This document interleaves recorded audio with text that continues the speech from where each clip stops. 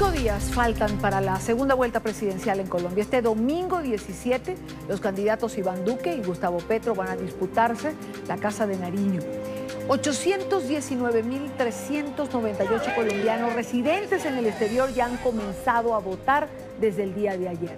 Para muchos encuestadores, las cartas ya están echadas. Leía un titular del diario El País este pasado fin de semana que decía que Iván Duque tenía el 80% de probabilidades de ser el nuevo presidente de Colombia. Para comentar en relación a esto está con nosotros, nos acompaña en el estudio Nicolás Uribe, analista político, abogado, columnista del diario El Espectador. Nicolás, gracias por estar aquí. Dani, gracias a ti, gracias por la invitación.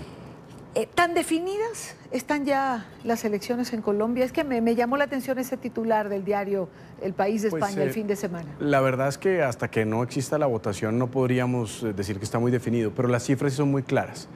Si nosotros tomamos las mismas cifras de participación para el próximo domingo, ¿cuántos votos necesitaría Petro para ganar?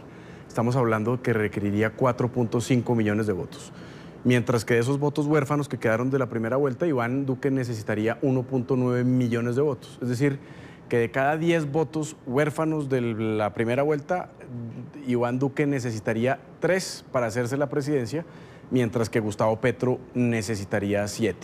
Luego, matemáticamente sí es muy complicado que Gustavo Petro logre hacerse con la presidencia, pero por supuesto de eso se tratan las campañas y de eso se tratan los procesos electorales, en donde no hay caballo ganador desde antes de que el proceso exista y cualquiera puede ganar. Pero por supuesto que hoy la posibilidad, por ejemplo, del crecimiento del voto en blanco, pues afecta más a Gustavo Petro que a Iván Duque, como afecta siempre el que va de segundo y aspira a quedarse con los votos que ya no tienen candidato.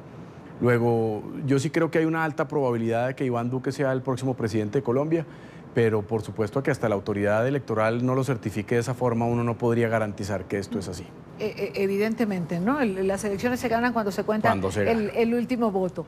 Ahora, las encuestas que han sido tan criticadas en los últimos tiempos, no solo en Colombia, sino en distintas partes del mundo, digamos que acertaron. Así es. En la primera vuelta. No tendrían por qué no acertar, digamos, para esta segunda. Sí, tal vez yo creo que hay un elemento que podría ser diferente en esta oportunidad, y es si vamos a tener el mismo porcentaje de participación, que ha sido el más alto desde la Constitución del 91, con cerca del 53%, si vamos a volver a tener casi 20 millones de votos. Si no, podría haber ahí un margen de diferencia. Y lo segundo es qué tanto de verdad crece el voto en blanco. El voto en blanco ha estado en niveles máximos de 600, 700 mil votos a lo sumo. Luego, si esto de verdad ha logrado engendrar un movimiento importante, pues esto le restará a los candidatos. Pero en esto no hay acuerdo entre las encuestas. Es decir, en una encuesta vi que el voto por ciento estaba en 14% y en otra vi que se ubicaba en 4%, exactamente. Exacto, entonces yo creo que esos dos factores son los únicos que podrían alterar de alguna manera la definición de las encuestas, pero en principio yo creo que de lo que vimos en primera vuelta, lo que estamos viendo ahora es que las tendencias se mantienen. Una distancia entre 6 y 20 puntos entre los candidatos, que evidentemente contrarrestarlo en 4 o 5 días ya va a ser muy difícil. Yo creo que la diferencia va a estar alrededor de esa magnitud entre Iván Duque y Gustavo Petro, entre 10 y 14 puntos de ventaja en favor de Iván Duque.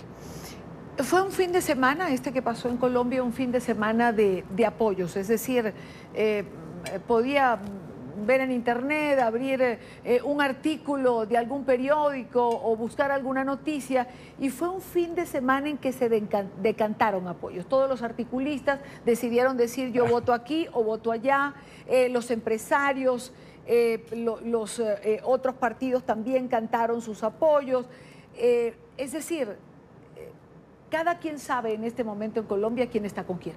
Así es, yo creo que ya no quedó nadie sin comprometerse. Los que están con el voto en blanco ahí ya se quedaron, los que se fueron a acompañar cada una de las candidaturas pues también ya lo decidieron, y veremos si esto efectivamente sirvió para que los candidatos superaran el umbral de la mitad más uno de los votos que requieren. Yo creo que en ese escenario se juegan las cartas del domingo y el futuro político de Colombia, porque de cierta manera para los políticos estas elecciones son las del próximo domingo, pero en el 2019 vamos a tener las siguientes. Luego el periodo electoral casi que termina el domingo y arranca el de las elecciones locales. Luego aquí se están jugando muchas cosas, no solamente la presidencia de la República, sino también el futuro político, el posicionamiento político, la identidad ideológica de los que decidieron irse por uno u otro lado para las elecciones regionales de octubre del año entrante. ¿Y no se juega también, Nicolás, digamos, el equilibrio, hablando de geopolítica dentro de la región? Es decir, hoy en día tenemos en Chile al presidente Piñera, está Macri en la Argentina, es decir, quien gane de alguna manera puede hacer más o menos peso, sobre todo cuando en México se da por sentado que López Obrador sea el ganador. Tal cual, yo creo que estas elecciones son unas elecciones importantes para Colombia, sin duda, como hace mucho tiempo no lo habían sido. Todas las elecciones son las más importantes esa vez, pero pongámonos serios, estas son muy importantes precisamente por eso que tú indicas. Esta elección no tiene que ver con matices o con tendencias políticas, tiene que ver con modelos de Estado, con formas de gobierno, con tipos de ideologías, y desde esa perspectiva regionalmente es tan importante como lo que sucede exactamente en México. Hablemos un poco, antes de terminar nuestra entrevista, hablemos un poco de lo que viene después, de lo que tendrá Colombia a partir de ese resultado electoral del próximo domingo 17 de junio. ¿Cuáles son los retos de quien resulte ganador, sobre todo en un país que ha tocado la polarización? Pues a ver, mira, Idania, yo la verdad aspiro que cualquiera que sea el presidente de la República tenga la capacidad de poner una barda y dejar que lo que nos dividió en el pasado se quede hasta allá.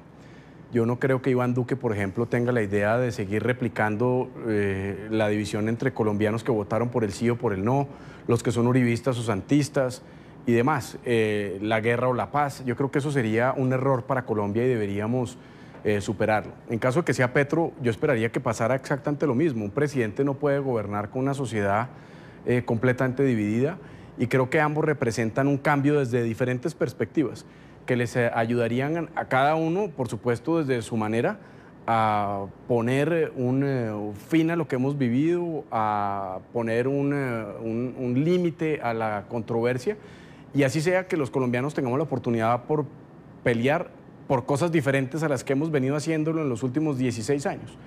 Ahí hay un tema económico clave que es fundamental. Colombia tendrá que reactivarse, tendremos que superar la polarización alrededor del proceso de paz y ojalá podamos lograr un acuerdo que al menos integre al 80% de los colombianos. Yo creo que tiene que haber un acuerdo alrededor de la reforma a la justicia, ese tema no aguanta más. Luego son muchos los retos que dependen del próximo presidente, de su capacidad de liderazgo, de unión y por supuesto del diálogo político que abra con las fuerzas que tienen representación en el Congreso, que ese es un capítulo también muy interesante, lo que vamos a ver a partir del domingo, y si es verdad o no que este tema de la corrupción, que se posicionó como uno de los más importantes de la campaña, va a hacer que el próximo presidente efectivamente logre comportarse de modo tal que no establezca relaciones espurias con el Congreso de la República. Me quedan 2 minutos y tengo 2 preguntas. La primera, también hay un cambio generacional. Así es. Duque más joven que Petro, pero igual cualquiera de los dos representa un cambio generacional para lo que hemos visto hasta ahora. Por supuesto, yo creo que es una gran oportunidad para una generación que no ha estado en el poder, que puede transformar el país, que puede meterla en discusiones distintas, y eso es lo que yo creo que esperamos la mayoría de los colombianos, que aquí haya un desbarajuste para bien desde el punto de vista político. Y la segunda, Nicolás, es la figura del que quede en segundo lugar como jefe de la oposición dentro del Congreso Nacional. Así es, yo creo que el Congreso tiene ligeramente una inclinación a centro-derecha, pero nunca antes había habido una bancada tan importante de izquierda radical, incluso, con 5 integrantes de las FARC, con 5 de la bancada de Gustavo Petro en caso de que él quedara, con 4 del Polo y 10 del Partido Verde. Sería una bancada importante, casi del 20% del Congreso. Y desde la otra perspectiva tendríamos que ver cómo se construye precisamente una gobernabilidad no espuria con el Congreso que permita tramitar reforma tributaria, reforma a la justicia, reforma a la política, todos estos temas pues, que Colombia tiene en la agenda de prioridades para los próximos años. ¿No será un Congreso que tiene que pensar primero en el país y en el bien del país antes de fracciones políticas? Por lo menos tendría que ser el deber ser. Sin duda, yo creo que las lecciones de esta campaña no la pueden olvidar los políticos. Y los políticos van a tener que acreditar y acusar recibo de la elección de los ciudadanos del pasado 27 de mayo. Y entender que la política se está transformando, que la intermediación de los partidos políticos no es tan relevante y que la gente vota básicamente por el que quiera. Y que desde esa perspectiva a los políticos les va a tocar comportarse mejor y no peor de lo que lo venían haciendo en el pasado. Nicolás Uribe, analista político, abogado, columnista del Espectador. Nicolás, gracias por haber estado con nosotros. Muchas gracias.